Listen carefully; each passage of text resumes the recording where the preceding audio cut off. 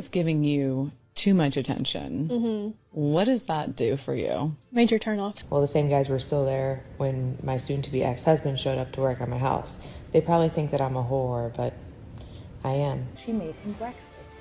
Why are you doing that? What has he put on the table? The bad ones too. Like, y'all dudes on the streets that step y'all game up. Married for 23 years. It's like he's taken every single tradition I've ever done, now turned it into his. Him calling me a whore. He made almost $1 million the year before we divorced and then lied about it.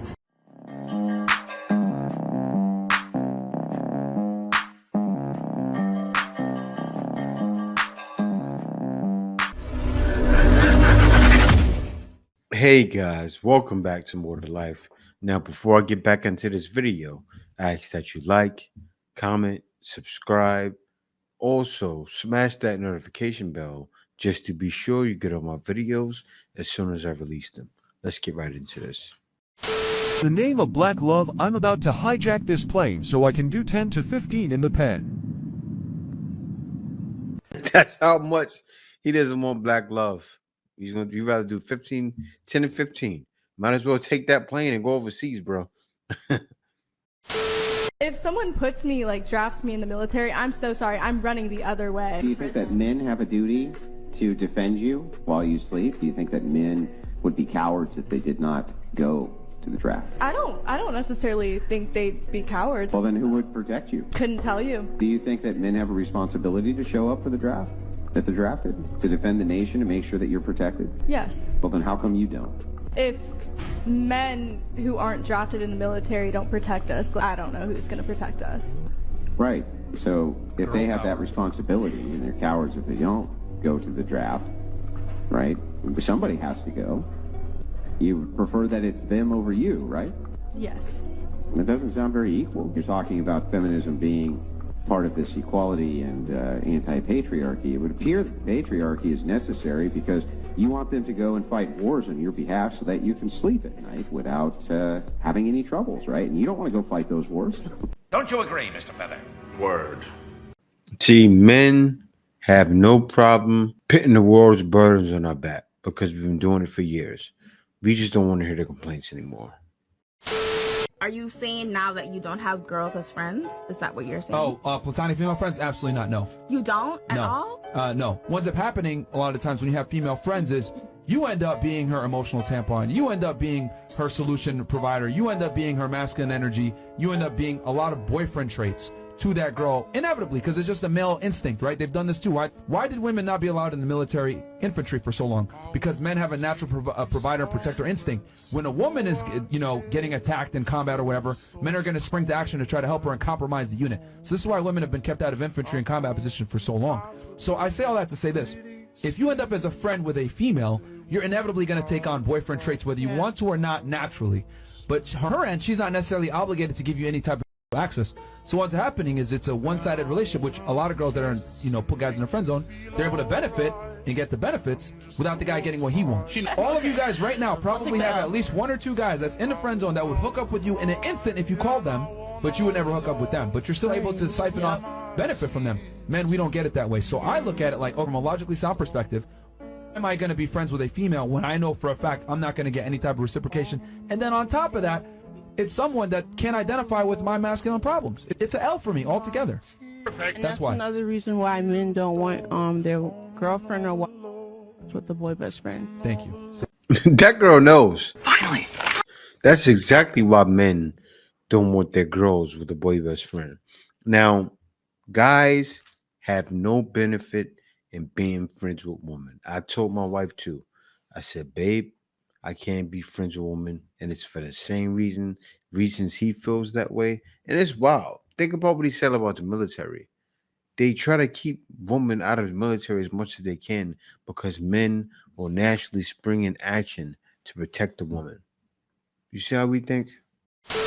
So they're building a house on the lot next to me, and this morning the framers were there working when the appointment left. Well, the same guys were still there when my soon-to-be ex-husband showed up to work at my house. They probably think that I'm a whore, but I am. Hi. Hi. What you doing? Reading. Got caught. I left you alone for 5 minutes and you spent $873. You left me alone in a Costco. If a guy is giving you too much attention, what does that do for you? Major turnoff. Why? I think it's, I don't know, it's kind of unhealthy to say, but there's just like too much of a good thing, not a good thing. There's no chase. There's no grab point. So I wouldn't say we're attracted to bad boys. We're probably more attracted to the man that has a life that he enjoys with or without us. It maybe feels like validation seeking. They're checking in all the time to see. yeah. Or oftentimes it can come off as controlling. Whereas a guy that has nothing else going for him other than his obsession with us, we don't feel flattered by it. What are you doing? What are you up to? Okay. I've been stung by a wasp! I've been stung by a... Killer! Why do you think it's a bad deal for you? Why do I have marriage? Once you get married, you have community property. So once the marriage starts, everything that you, like from that point moving forward, that's shared. In the event of a divorce, there is some bias in the court system against men, but there's also just the financial cost of a divorce. Now, I'm not 100% certain if it's the case in the divorce, for example, if you're the breadwinner, I think you not only would have to pay your attorney, you'd have to pay for her attorney. Attorneys typically charge $200 to $300 an hour. Divorces are typically not cheap. They drag on for years. Anything related to litigation or court system is rather not just financially taxing, but is rather just mentally draining and mentally distracting. Whereas you could have perhaps a more clean split if you weren't tied in a marriage. There's that, there's alimony, of course, and then there's, of course, child support, but that's not really related to marriage, because you can have children outside of wedlock and child support can come into the picture whether you're married or not. So there's alimony, there's the legal costs, and then there's the community property component of it, where you could be giving her essentially half of everything you've earned during the course of the marriage. No benefit. That's why men don't want marriage nowadays, because there's no benefit. Absolutely nothing. It's already said and done. And like a lot of women wish they can backtrack everything. Like, and it's wild. Like, you see women all the time after they get a divorce, then they're crying, saying, I miss my partner because the man moved on. The reason why these women are crying is because they're full of themselves. Seriously, these women are full of themselves, big of themselves. Listen, you say yourself you're pretty, even when you're not. You tell yourself everything to make yourself feel good. So then when you see he's fine without you, you lose it. Women want validation all the time. Men finally let you go, you lose your mind. All that work and what did it get me? Sorry, not everybody fits in the bad genre. It's a genre. Not everybody fits on the rasta. Can someone tell me why it still hurts even when like you're getting back into dating and you feel more mature and you end things with someone after like a couple of dates? And like I've been on like 3 dates recently, like 3 dates with 3 different guys, but I've gone on like second dates with all of them, second or third dates, and I ended it with one guy, the other guy ended it with me, but I was gonna end it with him anyway, so that was mutual. And this other guy, you just can tell he doesn't. You hear this girl? She's listing a bunch of options. This other guy, and then this other guy, and then this other guy, and then this other guy. Men can't do that. She's crying. It's sad, but her options are unlimited. Men can't do what you're doing right now. That's why men don't feel sorry for you. Seriously. Feel it. And like I thought that because I'm more mature and because it's mutual, or because I'm making the decision, that it would be less hard and I would be less sad because it's early on and stuff. But I think when it's just stacked on top of each other, like it adds up. Like, why am I crying? Like, does anybody else feel this way? Even just like when you feel like you're mostly healed and you're going back into dating, like why does it still hurt? I hate it out here. Heartfelt story of how in 11th grade I became a school vet. I just moved across country and started a new school. I had exactly one friend. We'll call her Shady because she was a shady. She started dating a senior boy and didn't want to hang out with me, which is fine. She got all these new cool friends and they didn't like me because I was new and a girl, and I guess that's enough reason. Well, Shady started telling everybody that I a bunch of people, and I was like, what the heck? Who? I literally sit at home and watch Harry Potter. I have no friends. Nonetheless, they'd taunt me in the hallways and be like, you slut. Or they'd follow me to the classroom and be like, we're gonna. They'd message me on Facebook and be like, we're gonna kill you. And I'd be like, why don't you like me? And they'd be like, die. And I'd be like, okay, fair enough. So I got tired of the. I was like, I'm gonna become the one thing they fear the most, a real whore. So shortly after, I made one other new friend. His name was Juan, and he was great, and I loved him, and he would invite me to all the parties. I'd go to these parties to get drunk and make out with the guys that these girls liked. Yeah, I mean, it's pretty petty, but yeah. So when I would return to school after the weekend, they'd be like, you're a whore. I'd be like, true. There's really no moral to the story, but if you can't go high, just go really and beat bitches at their own game. This is what I talked about for a while. They start young, and they do the most when they're young. That's when nowadays it's pretty much doomed. All guys, seriously, it is. I've saw it, right? Women get started extra early. They're led by past women saying, girl, why are you going to commit? Be free. Be with whoever you want. Doesn't matter how many bodies you get. They hear this early, right? And they think, I'm young. That's what she's thinking. I'm young. I need to try, guys. I need to have more experience. This young girl already probably has 40, 50 bodies, racking them up. Before she leaves high school, she's going to have 100, 200 bodies, right? Don't forget, they're going to be dating the college guys. The college guys go around the high schools. They do. I saw it. Even older guys go around the high schools, 20s. These young girls are getting it in. Crazy. So today I'm going to be showing you guys the most basic dorm room UCLA offers. And I want you guys to guess how much UCLA is charging their students to live in this dorm. So let me show you guys inside. Keep in mind this is the smallest dorm at UCLA and it is the cheapest. So welcome inside. Right when you come in, there's a bunch of storage. So let me show you guys inside. Come over here. You can see how much room. You can fit so many clothes inside, which is perfect. And you also have more space in here. So come along. Every person gets a bunk bed and a desk and then closet space, as I mentioned. So you can just keep coming along. I know it's really small, but this dorm actually has the best view. Let me show you. Let's see those dumpsters.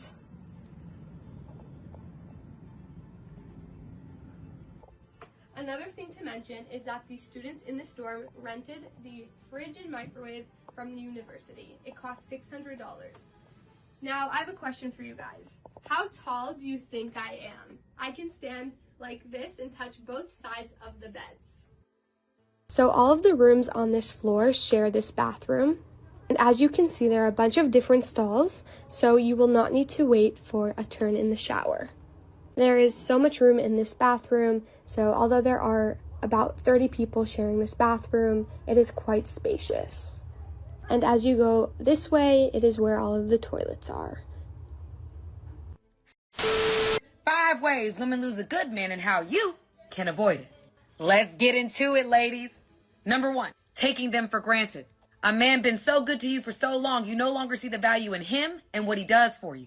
Number 2, not communicating well or effectively, like expecting a man to read your mind and getting mad when he can't.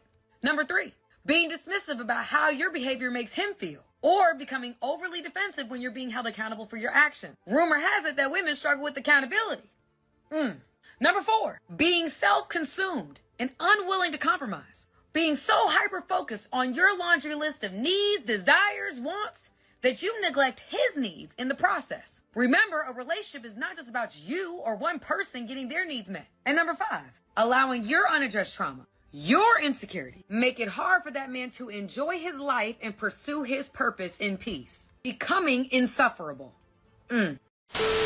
My biggest regret in life is getting my tubes tied. And it's not just because I want to get pregnant again. Doctors will promise you that it's not hormonal. It is.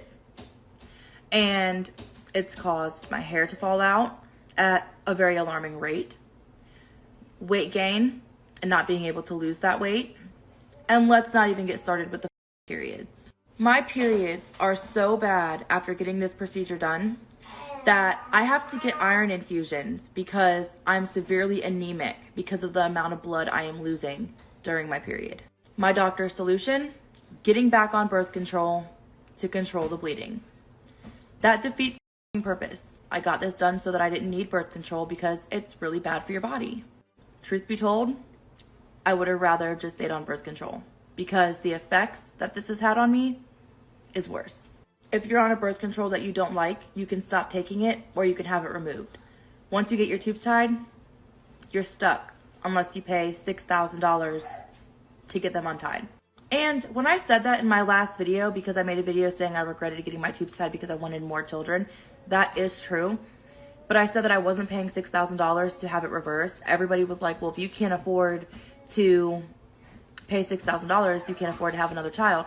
No, I just don't see a point in paying $6,000 for a 10-minute procedure that you only have a 50% chance of even getting pregnant again. It doesn't make sense. Because doctors will tell you that there's a 75% chance you can get pregnant after getting them untied. My doctor told me it was way less than that. It was only about 50%. And that's another thing. These doctors are not fully transparent with you. I did a lot of research and I was aware of the negative side effects. When I brought it up to my doctor, he assured me that that's not true. And so I went ahead and got this done, and I wish I didn't. Depression. My depression is worse, way worse. My anxiety is way worse. My mood swings is way worse. Most women who get this procedure end up needing a full hysterectomy. Speaking of hysterectomies, I would have gotten a hysterectomy, but most doctors will not do it unless it's medically necessary.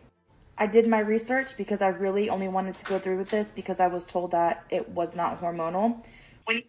Listen, that right there, I've heard about that a lot, and it's extremely painful. Now, the best thing to do, most women can do, I've known someone who's done it, get an IUD. As long as the IUD is in, you won't get pregnant. That's the best way to go. You don't feel any problems. I know someone that's had one for like 5 years, and I don't think she was keeping them that long, but they've been fine, even with keeping it in that long. So I think that would be the best. Getting your tubes tied, ooh, that's crazy. I can imagine because you're messing up your system. Like you're not supposed to tie that. That's not normal. Ladies, chivalry is absolutely dead. I've got female clients coming up to me telling me that men's dating behavior has changed, that they are no longer offering to pick them up, helping them in their jackets, or doing anything that a gentleman would do. And on top of that, most men do not want to commit towards a serious relationship. But the problem is, that is exactly what women want. Commitment. All that men are saying nowadays in dating apps is, hey, you want to Netflix and chill at mine? Or, hey, you want to hang out later? I'll come to yours. Whose fault is that? That is absolutely 100% our fault. That is purely women's fault. If you're going to their house after just a couple of days or a couple of weeks and doing what you gotta do, that is not proper dating behavior. Women make it way too easy for men nowadays to simply get laid. We are coming over to their house like a free pizza for them to enjoy. Who wants to put in effort for a free ordered pizza? Nobody, right? Why would he change that behavior? Men would be absolute idiots to put in more effort and get the same thing, right? Most likely, men after a few days, few weeks, they are already pulling back effort. No more text messages, no more good mornings, no more good nights. Most of the time, they won't even tell you that they don't want commitment. You are just feeling it. That is heart-wrenching, but so logical. You are feeling no effort, no commitment, low commitment, and hoping for things to change. I have a client who told me that he spent the night at her house, they did what they gotta do. In the morning, he had to leave a little bit earlier than she did. What did she do? She made him breakfast. Why are you doing that? What has he put on the table? Huh? For what are you doing that? You are doing that because you're building on potential and hoping that things might change. You're thinking to yourself, if I treat him the way I want to be treated, he will start understanding that I am girlfriend material. You're thinking, If I have the best in the world with him, he will start committing more. I'm sorry to burst your bubble, honey, but it ain't gonna change. I wonder why they left. It is what it is, and he's not gonna start committing more. You are giving him full boyfriend privileges, hoping that he's going to be your boyfriend, whilst he is sure that all you are is a little fling. He is getting full content without any subscription. He's getting all the wifey privileges without putting in any wifey effort. He's not even putting in girlfriend effort. He's putting in zero effort. So if we want things to change in men's dating behavior, 2023, 24, 25, for all the future ladies in this world, we need to pull on one string. Now, what does that mean? The more commitment he puts in, the more effort you can add. If he tells you that he doesn't want a relationship, listen to him. Now, don't try to read between the lines and try to change him. Listen to what he's telling you. I gotta stop her right there, right? Because she continues on for another minute, but it's not going to change.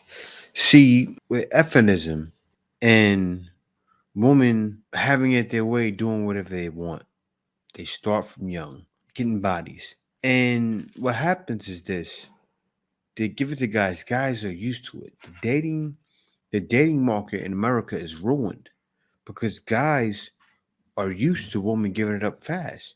If you ask a woman for a guy you like, how long does it take? How many days does it take for you to give him some? Most of them will say within probably the same night or within 5 dates. All the guy has to do is be patient. All the guy has to do is wait until that comes. Don't say too much. Don't be too clingy. And he's in there. I remember back in the day, what I would do. That's all I did. I get with a woman, be calm. Calm as ever. So they can't see me, they can't read me. So they like that. They were intrigued because they can't read me. Why is this guy so calm? Always cool. Always watch how I talk. Make sure I talk kind of how I'm talking to you guys right now. Always maintain that cool attitude, no matter what. So when I spoke, it had power. Also, never was clingy. You master those things, you're in there. What's the need for commitment for? Actually, the thing that has a lot of modern women confused, they think it's hard. It's actually very easy to get a modern woman. It is extremely easy because you do those things, you got them. And you don't have to be the best looking. You don't have to be a Chad. I'm 5'7". I've always lined them up and knocked them down. And most of you guys can do it too. Ain't that hard. I ain't doing that. I'm just gonna suck it up, keep it pushing, thug it out. You know what I'm saying? That's the way what I do. I enjoy crying. I'm gonna put it like that. I'd rather cry every now and then before I feel like I'm crazy and I gotta go sit and talk to somebody. Hell no, I ain't crazy. I'm just hurt. When the motherfuckers hurt, they cry. Y'all gotta step y'all game up. Y'all are losing to these dudes that's in the damn prison system, okay? I was on TikTok last night and I ran across a live. It was like 4 dudes that was in the feds. So I just tapped in to be nosy to see what they were talking about. Do y'all know it's like it was thousands of girls on there like being so thirsty, asking these locked up dudes, oh, what's your JPay? I want to see you some money. I want to come see you. I want to be your pen pal. And these is winning. Like they taking all the bad ones too. Like y'all dudes on the streets that step y'all game up, y'all are losing terribly. We're not losing because we don't want those girls anyway.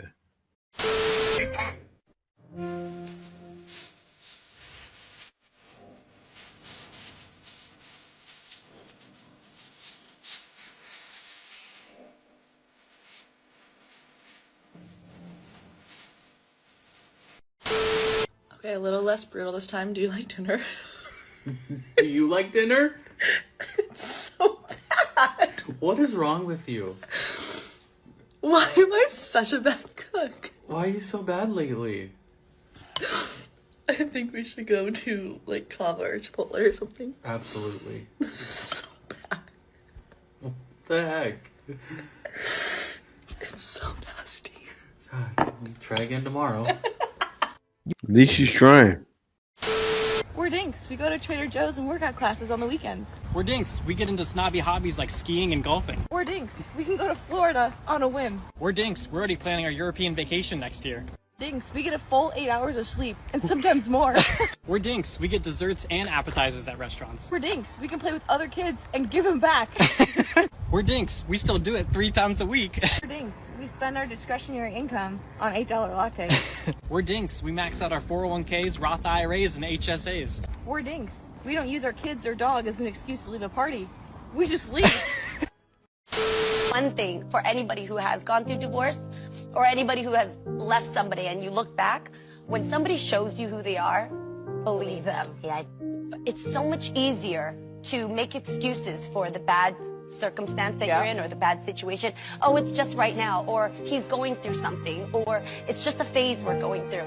But at the end of the day, your intuition, your gut, and who you really want to be will always be there to nudge you and move you. And until you move it. And on today's episode of Another Woman That Has Now Regretted Her Divorce. Let's go. Hey, it's Jenna. Recently divorced and kind of figuring out this new way of life. I was married for 23 years and with that person for 3 years prior. So for a total of 26 years of my life, I have been out of the game of dating, making friends, going out, and stuff like that as a single woman in her 40s. Yeah, I'm 47. So I've raised children. My children are adult children now. And it's kind of interesting because it's so lonely at this stage in life after divorce, especially with older children, because you make all your friends when they're younger, or at least I did. I met my friends mostly through my kids' activities. I was a stay-at-home mom, and I took them to practices. I went to school, all that stuff. Hey, it's me, Jenna. Recently divorced and trying to survive this year. I'm gonna be honest. The random things that trigger me are the craziest things. I'm sitting in my car, literally sitting in my car, trying to pull myself together because I did what any mom does, and I pulled an emergency daughter because she needed something and drove an hour because she's at college to drop something off, and was just so thankful that I could do it for her and fit her in my schedule. Child has triggered me without even meaning to. So we're getting ready to leave, and she's like, well, I'll be home. You kick us all. You think that's nothing, right? Nothing, right? And I don't talk about that stuff. I don't want her to worry. So last week she says, oh, well, Dad said for Christmas we're going to go to Gatlinburg and be there for the holidays and do Dollywood. That man never once ever went to Gatlinburg or Dollywood ever in his entire life before he met me. That was where my family always went. I'm from Tennessee. That's something we always did. It was a bonding thing. And now that's what he's trying to do. It's like he's taken every single tradition I've ever done and now turned it into his.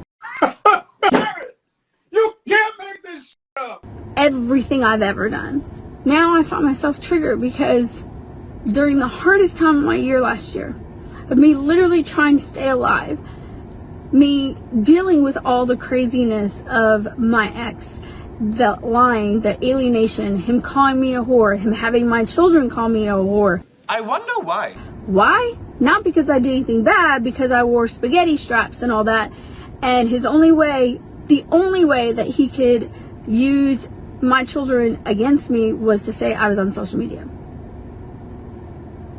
I'm a photographer. I make silly TikToks. Honestly, I'll probably progress more with my TikToks because at first they were just pictures. But the more I was stressed, the more I hid in myself, the more I tried to survive, the more I took refuge in TikToks and finding stuff that, resonated with me. And honestly, it's the way I realized what a covert narcissist was, or how bad my abuse was, or mental abuse, or financial abuse, and all that stuff. Literally, TikTok has saved my life in so many ways. Who would think, Mom, we're going to Gatlinburg for Christmas, would trigger me? This man's had at least 3 vacations in the past year to really nice places with my children. At least 3 that I know of, because he has them lie to me. He has them outright lie to me about so much stuff. So who knows? God knows what they've done. And then the holidays and all that. Now my triggers are, oh, he gets to just go and take my kids to the Notre Dame and Clemson game. I wish I could do that. I can't afford to do that. Why? Because he screwed me. He lied about owning a company. And there's ways to prove it. I'm trying to be happy and show my kids that like life can move on, but the triggers, the random triggers that have me sitting in a Quick Trip parking lot trying not to cry. Why? Because my ex has so much money. He makes more than $18,000 a month easily, or at least he did. He made almost $1 million the year before we divorced and then lied about it. He has all the money at his fingertips to do whatever he wants, to buy my children, take them on trips, take them on vacations. Why literally have the bare minimum to pay my bills? That's not my problem.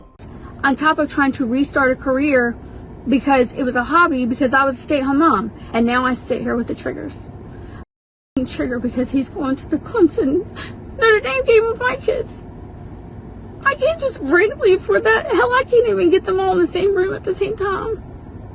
So I sit here and I'm gonna get through this trigger. I'm gonna suck it up, buttercup. So let's just be real and here. I'm move on. But it's not fair. Like, it's not fair. I'm that pissed. lifestyle that man was able to give you. That's really all it is. Now, on to part 2. I gotta stop it because they're trying to. She said trying to survive triggers.